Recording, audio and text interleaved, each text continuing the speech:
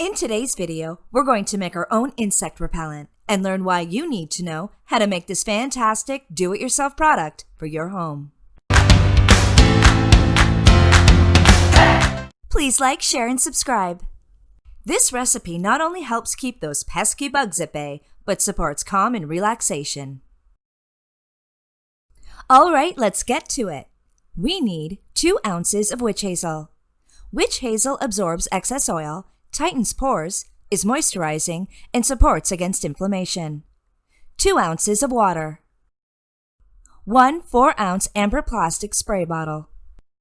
Essential oils I like to use is peppermint, lavender, lemongrass, and geranium. 10 drops of peppermint essential oil.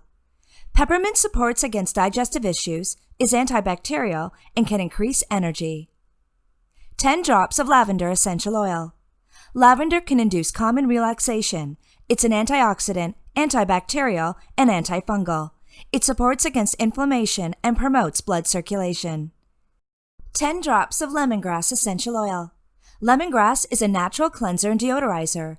It is an antiseptic and antioxidant. It supports against stress and anxiety, inflammation, and can boost circulation. 10 drops of geranium essential oil. Geranium supports hormone balances and can relieve stress and anxiety. It supports against inflammation and promotes blood circulation. It's antibacterial and supports cell growth. And all oils can naturally repel insects. First, add 2 ounces of witch hazel and 2 ounces of water to a bowl and stir. Next, add 10 drops of peppermint, lavender, lemongrass, and geranium essential oils. Next, add mixture to a 4-ounce amber plastic PET spray bottle. Put on lid, shake, and apply to desired area.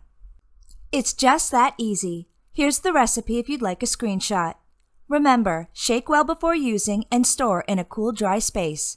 Consult a physician before using if pregnant or on a child.